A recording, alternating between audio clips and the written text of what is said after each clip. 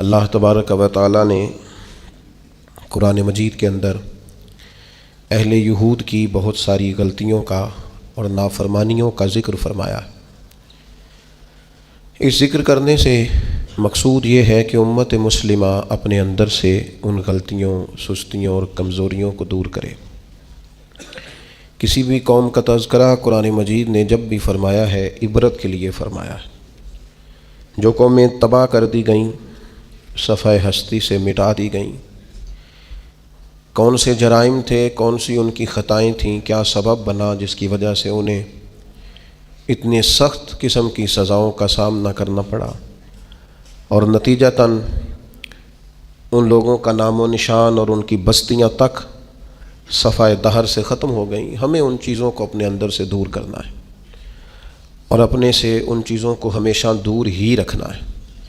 ایک بہت بڑا مسئلہ بنی اسرائیل کے اندر یہ تھا کہ وہ حق بات نہیں کہتے تھے۔ ہوتا یہ ہے کہ جب انسان حق بات بیان کرتا ہے تو کچھ لوگ اس کے مخالف ہو جاتے ہیں۔ آپ کسی شخص کے ساتھ اتنی دیر تک پوری محبت رکھ پاتے ہیں جب آپ اس کی ہر بات میں اس کی تائید کرتے ہیں۔ جہاں آپ کسی کو روکتے ہیں، منع کرتے ہیں یا اظہار حق کرتے ہیں، وہاں وہ شخص مخالفت شروع کر دیتا ہے۔ کبھی بھی ایسا نہیں ہوتا کہ کسی شخص کو آپ نے کسی کام سے روکا ہو اور بڑی جلدی وہ رک گیا ہو، وہ اسے کڑوی گولی محسوس کرتا ہے۔ دو حکم ہیں شریعت اسلامیہ میں مسلمانوں کے لیے، ایک یہ ہے کہ تأمرون بالمعروف، نیکی کا حکم دو، اور ایک یہ ہے کہ وتنہون عن المنکر، برائی سے منع کرو۔ نیکی کا حکم دینا تو آسان کام ہے، خیر کی بات بتانا آسان ہے، لیکن برائی سے روکنا، کسی کو یہ کہنا کہ یار تو یہ کام ٹھیک نہیں ہے، غلط ہے، یہ بات کہنا، یہ بڑا مشکل کام ہے۔ ہم کیا کرتے ہیں، ہمیں پوری خبر ہوتی ہے، پورا علم ہوتا ہے کہ یہ آدمی برائی میں مبتلا ہے، اور کوئی ایسی بات نہیں، کوئی مشکل کام نہیں اسے روکنا، صرف اس لیے کہ میرا مخالف ہو جائے گا، میرے بارے میں اپنے دل میں بوجھ پیدا کر لے گا۔ اس ایک چھوٹی سی لالچ کے لیے ہم اتنا بڑا کام چھوڑ دیتے ہیں جس کی وجہ سے اللہ نے امت کو فضیلت والا بنایا۔ اور بعض ایسے لوگ بھی میں نے دیکھے ہیں کہ جن کے بالکل وہ شخص ماتحت ہوتا ہے، ان کا فرما بردار ہوتا ہے، انہیں اپنا بڑا جانتا ہے، اگر وہ انہیں روکیں گے تو وہ بندہ آسانی سے رک جائے گا۔ وہ شاگرد ہے، مرید ہے، بیٹا ہے، ارادت مند ہے، محبت کرتا ہے، آپ اسے کسی بات سے منع کریں گے وہ غصہ بھی نہیں کرے گا، وہ رک جائے گا۔ لیکن وہ جو تھوڑی دیر کے لیے ہمیں محسوس ہوتا ہے نا کہ ہم نے تو زندگی کو مرتب اس طرح کیا ہے کہ بس جی میں وقت گزارنا ہے، اچھا کہہ کے ٹائم گزارنا ہے، اس کا نتیجہ یہ نکلا ہے کہ معاشرے کے اندر کمزوریاں بڑھ گئی ہیں، غلطیاں بڑھ گئیں۔ آپ کسی کو منصب دے دیں وہ خوش ہوتا ہے، لیکن کسی جگہ سے اسے کہیں کہ تو نے پچھلی صفوں میں رہنا ہے، وہ پریشان ہو جاتا ہے۔ خدا کے بندے، جہاں تیرے اندر کمزوری ہے اس کو اگر تو محسوس کرے گا تو تیرے لیے بڑا فائدہ ہو جائے گا اپنی اصلاح کا، تربیت کا۔ جس کو جہاں روک سکتے ہیں اسے وہاں ضرور روکیں۔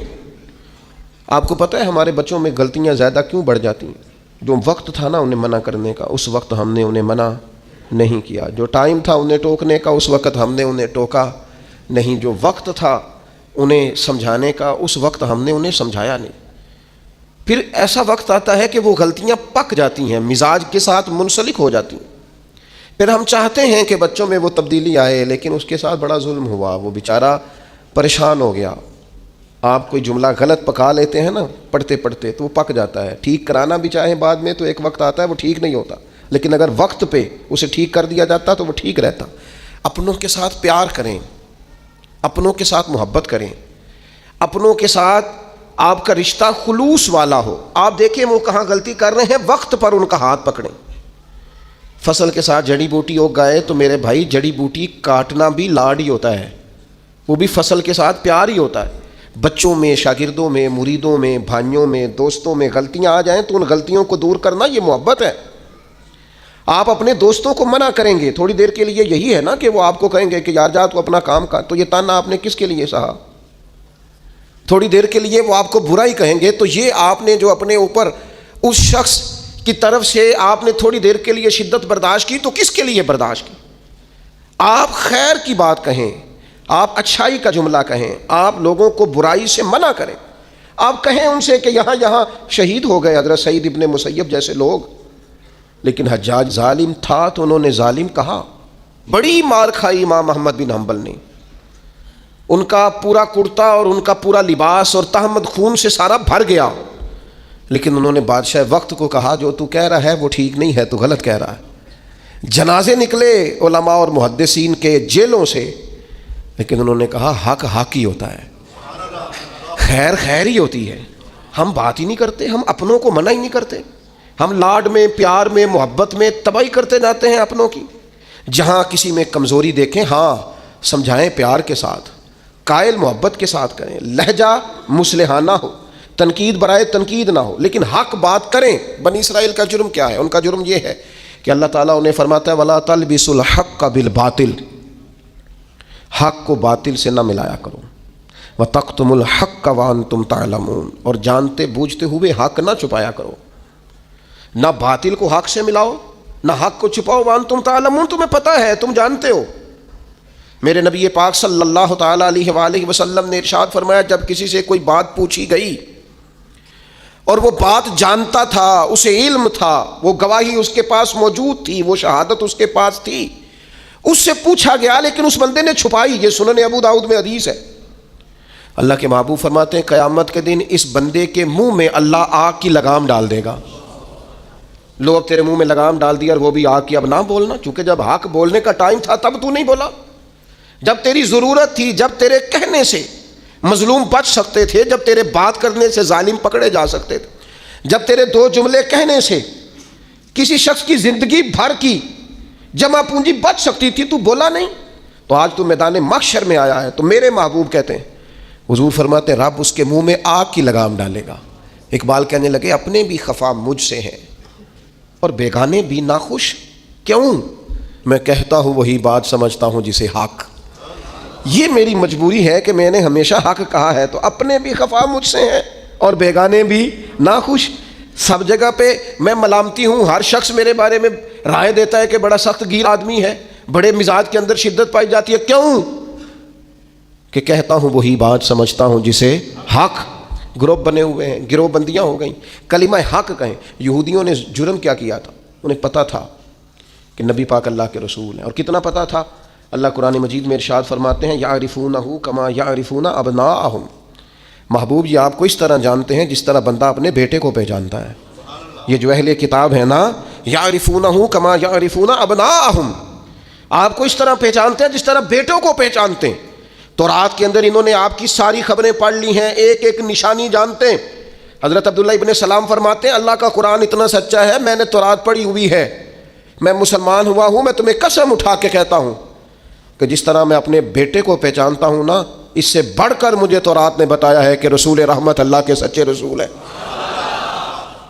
لیکن نہیں ماننا تو نہیں ماننا، اڑ جانا ہے تو اڑ جانا ہے. گروہ پرست ہو جاتے ہیں لوگ، حق پرست نہیں ہوتے. پارٹی کو سپورٹ کرتے ہیں، حق کو سپورٹ نہیں کرتے. اپنے گروپ کے حمایتی ہیں، حق کے حمایتی، برادری کے حمایتی ہیں، پر حق کے حمایتی نہیں ہیں. اپنی تنظیم کے، جماعت کے، اپنے آپ کے حمایتی ہیں، حق کے حمایتی. بندہ مومن گروہ پرست نہیں ہوتا، بندہ مومن حق پرست ہوتا ہے. وہ دیکھتا ہے حق کدھر ہے، وہ حق پرست. چھوڑ دیں یار، تھوڑی سی زندگی ہے، گروہ پرستی نہ کریں، اپنے آپ کے ساتھ جھوٹ نہ بولیں، اپنے آپ کو دھوکہ نہ دیں، لوگوں کی گڈ بک میں آنے کا شوق چھوڑ دیں. رب کی بارگاہ کے اندر اپنے ضمیر کی عدالت کے اندر اپنے آپ کو رکھیں. خدا را ساری زندگی اپنی شخصیت کو اور اپنے کردار کے حسن کو چھپا کر نہ گزار دیں. ساری زندگی جو آپ کے اندر ایک مومن بیٹھا ہے، اس مومن کو سلا کے وقت کیوں گزارتے ہو؟ وہ اندر جو نبی پاک کا غلام بیٹھا ہے، جس نے اپنے کریم سے سیکھا ہے کہ سارا زمانہ بھی مخالف ہو تو بات وہی کرنی ہے جو حق اور سچ ہے، اس مومن کو کیوں سلاتے ہو؟ اسے تھپکی کیوں دیتے ہو؟ بچے ہمارے جذبہ رکھتے ہیں حق کا، شوق رکھتے ہیں حق کا، مزاج رکھتے ہیں حق بینی کا، ان کی طبیعت میں ولولہ ہے، جوش ہے. ہم انہیں مداحنت سکھاتے ہیں، ہم ان کا تنا بیٹا گراؤنڈ ریالٹی دیکھو، نہ میرا بیٹا تم نہ بات کرنا، نہ ہمارا کیا لینا دینا، کاروبار ٹھیک چل رہا ہے، دکان ٹھیک چل رہی ہے، ادارہ ٹھیک چل رہا ہے. خبردار.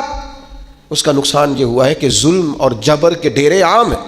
جب آپ کو حق سمجھ میں آ جائے پھر دیر نہ کرنا، ورنہ دیر ہو جائے گی. پھر دیر نہ کرنا، پھر اندھیرا ہو جائے گا. پھر دیر نہ کرنا، اگر حق کو حق نہ مانو گے، نہ کہو گے، تو پھر اچانک باطل کو ہی لوگ حق سمجھنے لگ جائیں گے. پھر تم محسوس کرو گے کہ بہت سارے لوگ ایسے ہوں گے جو اندھیرے میں اٹھیں گے، اندھیرے میں چلیں گے، اندھیرے میں گر جائیں گے، اور اندھیرے میں کوئی ان کا ہاتھ پکڑنے والا نہیں ہوگا. اب تو جھوٹ اتنا بولا جاتا ہے کہ لوگ سچ بولنے والے کو اجنبی سمجھتے ہیں. اب تو ریاکاری اتنی کی جاتی ہے کہ اخلاص والا بندہ انوکھا محسوس ہوتا ہے. اب تو دھوکہ اتنا عام ہے کہ خالص چیز بیچ دی جائے تو لوگوں کے لیے ہضم کرنا مشکل ہو جاتا ہے. خدا را بندہ مومن کی یہ شان نہیں ہے. ہم آپ نے ناراض نہیں ہونا، لوگ فتویٰ لینے آتے ہیں، فیصلہ کرانے آتے ہیں، لیکن وہ یہ نہیں کہتے کہ جو میرٹ ہے وہ کر دیں. وہ کہتے ہیں جو میں آپ کو کہہ رہا ہوں نا وہ ٹھیک ہے.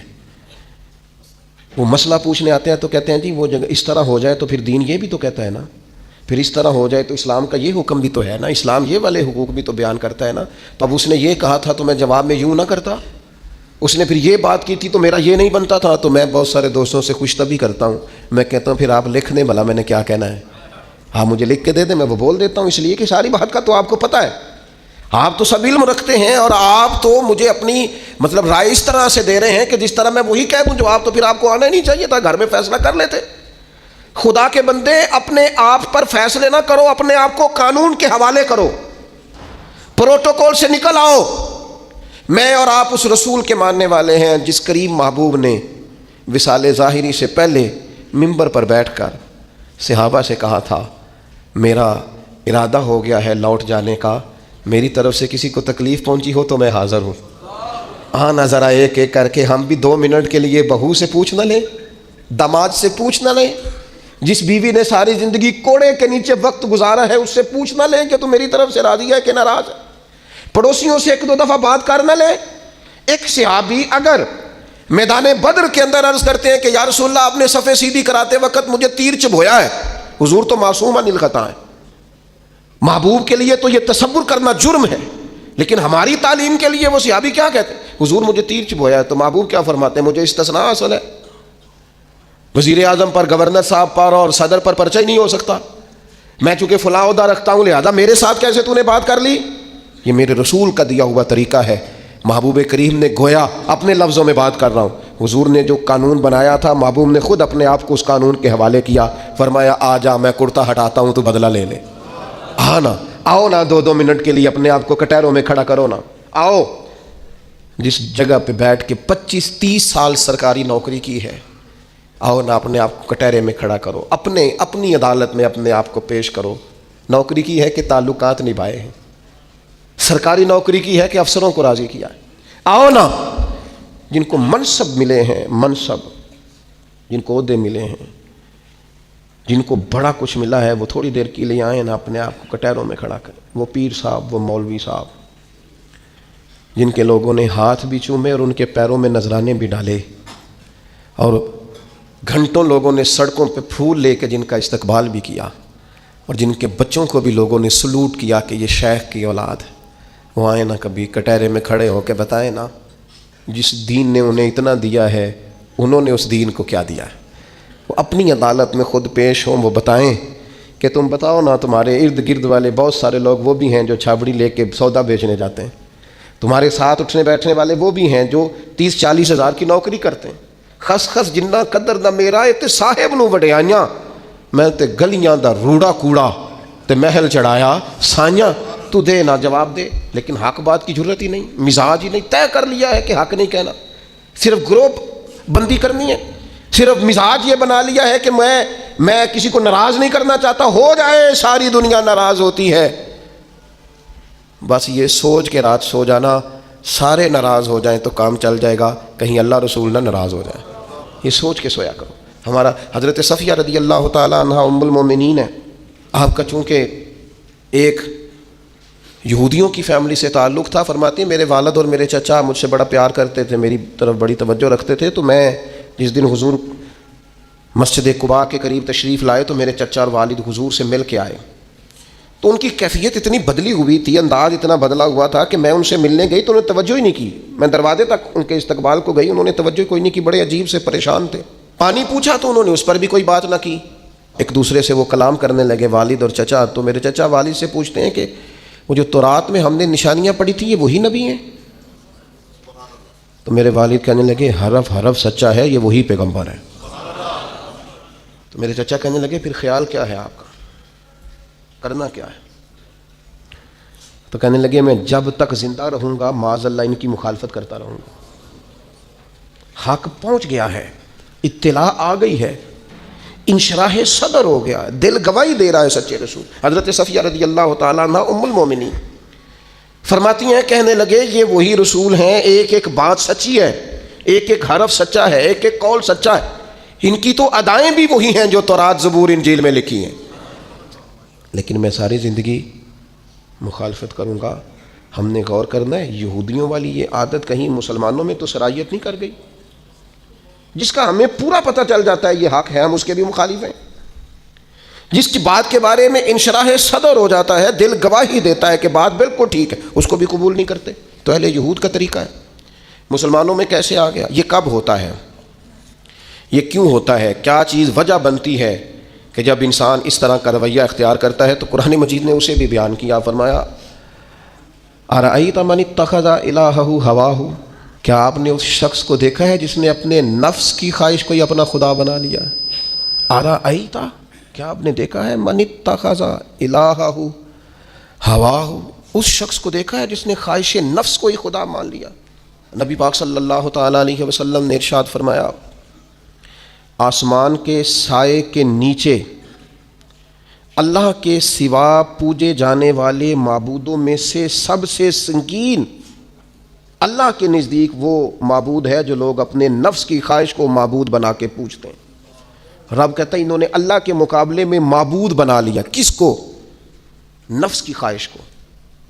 ایک طرف اللہ کا حکم ہے، ایک طرف نفس کی خواہش ہے، چلتے کس طرف ہیں؟ رب کہتا ہے انہوں نے نفس کی خواہش کو اپنا معبود بنا لیا، اللہ کا حکم نہیں مانتے. میں آپ سے ایک بات پوچھتا ہوں، جنازے کو بھی نماز ہی کہتے ہو نا؟ اس کا پورا نام کیا ہے؟ وہ بھی نماز ہے، اور فجر والی بھی نماز ہے. کتنا دوڑ رہا ہے بندہ، محلے کا ایک علاقے کا ایک بااثر آدمی انتقال کر گیا، دوڑ رہا ہے، چھٹی لی ہے، بھاگا آیا ہے، جلدی سے وضو کیا ہے، جنازہ پڑھنا ہے. لمبا چوڑا رش ہو گیا، صفیں گنی نہیں جا رہی، سر گنے نہیں جا رہے. یہ کس لیے آئے؟ کہتے ہیں نماز پڑھنے ہیں جنازے کی. اگر تو آئے ہو نماز پڑھنے ہیں تو فجر بھی نماز ہی ہے، ظہر بھی نماز ہے، عصر بھی نماز ہے، مغرب عشاء بھی. اگر تو نماز پڑھنے آئے ہو تو بتاؤ یہ والی چھٹی تم نے 5 نمازوں میں کیوں نہیں لی؟ اگر تو آئے ہو نماز پڑھنے تو پھر بتلاؤ یہ والا اہتمام فجر میں کیوں نہیں ہوا؟ یہ تم نماز پڑھنے نہیں آئے، یہ ہم اللہ کے حضور حاضری دینے نہیں آئے. یہ وہ جو سیاسی رکھ رکھاؤ ہے، یہ جو ذاتی تعلق، یہ نفس کی عبادت ہے، یہ اللہ کی عبادت نہیں ہے. یہ خواہش نفس کی تکمیل ہے. یہ رب کی عبادت، یہ تو اپنے خواہش کے پیچھے دوڑے آئے ہو. مجھے بتلاؤ نا. وہ ایک شاعر تھے، انہوں نے بات تو بڑی غلط کی، لیکن چلو بعض اوقات نصیحت کے لیے کچھ باتوں کو دہرا دینا چاہیے. پاکستان کے ایک معروف شاعر تھے، ان سے کسی نے کہا کہ آپ مسلمان ہیں؟ کہنے لگا آدھا مسلمان ہوں آدھا کافر ہوں. اور کس طرح؟ کہنے لگا اسلام کے اندر خنزیر بھی حرام ہے اور شراب بھی حرام ہے، لیکن میں خنزیر نہیں کھاتا، شراب پی لیتا ہوں. معاذ اللہ ثم معاذ.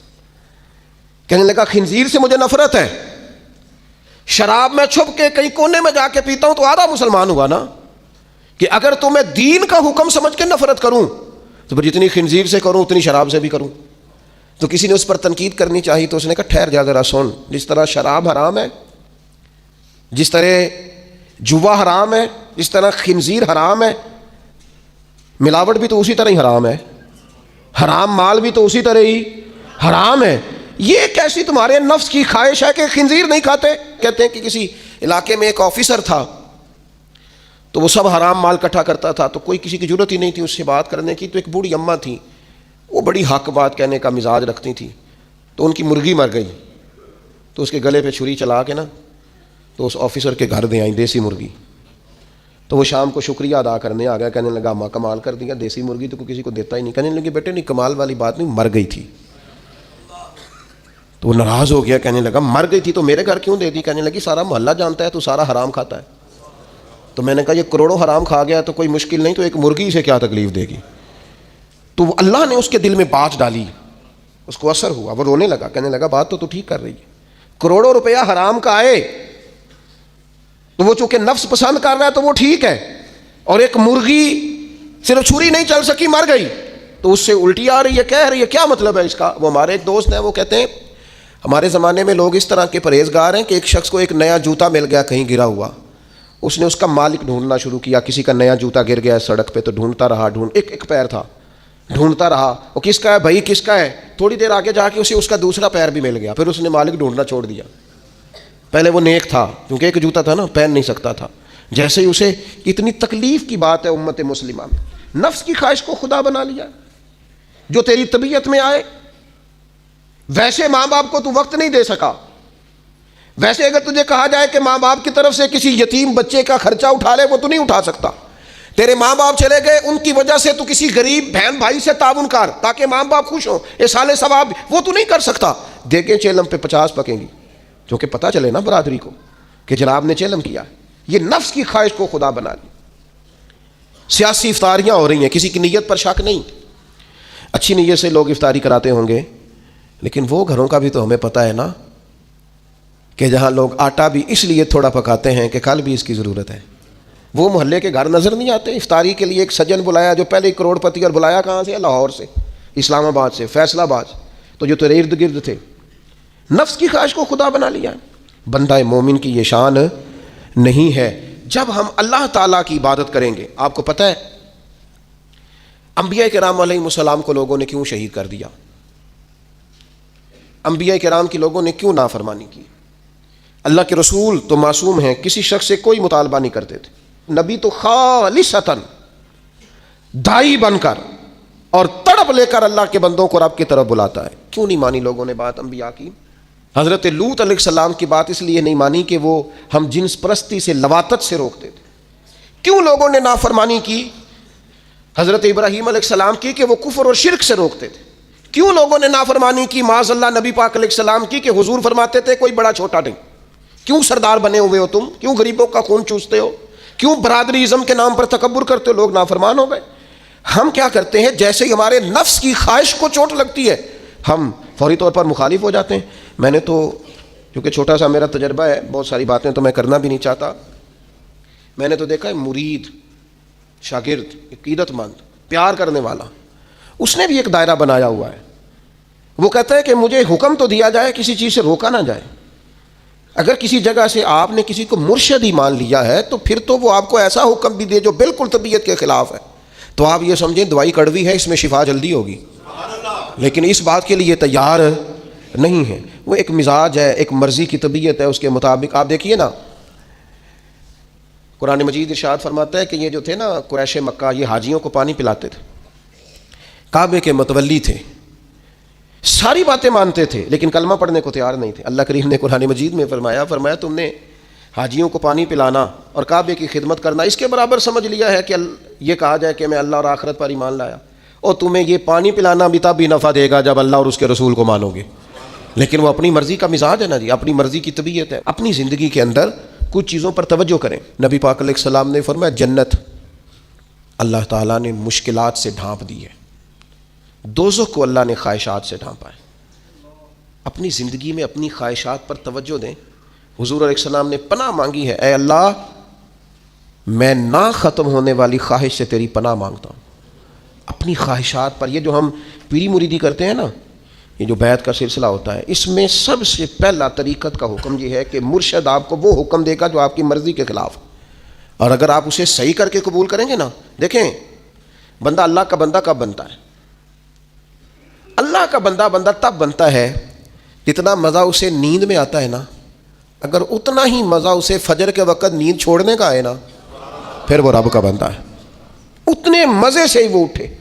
جتنا مزہ اسے روٹی کھانے کا آتا ہے نا, اتنا ہی مزہ اسے رمضان میں روزہ رکھنے کا ہے, پھر وہ اللہ کا حقیقی فرما بردار. جتنا لطف اس شخص کو اللہ تبارک و تعالیٰ کی دی ہوئی نعمتوں کو استعمال کرنے کا آتا ہے نا, اتنا ہی مزہ اسے اگر اللہ کی بارگاہ میں مجاہدے کا آئے, پھر وہ رب کا بندہ ہے.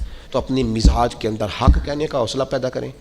آپ کے دائیں بائیں جو لوگ غلطیاں کریں انہیں محبت سے سمجھانے کی کوشش کریں, اور کچھ تھوڑا سا نا نفس کی مخالفت کمی, جو آپ کی طبیعت میں چاہے وہ ہو جائے تو مزہ کیا رہا.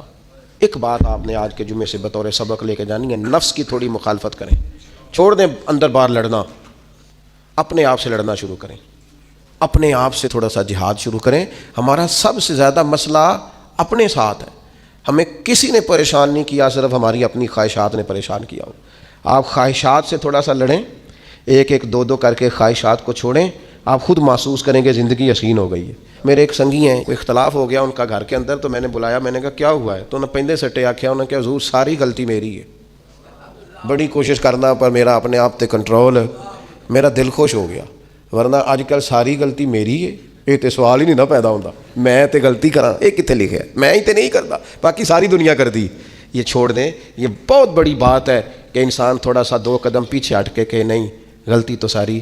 ڈھونڈتا پھرتا ہوں اے اقبال میں اپنے آپ کو, ڈھونڈتا پھرتا ہوں اے اقبال اپنے, ڈھونڈتا پھرتا ہوں اے اقبال اپنے آپ کو, آپ ہی گویا مسافر, آپ ہی منزل ہوں میں, وما علینا الا البلاغ.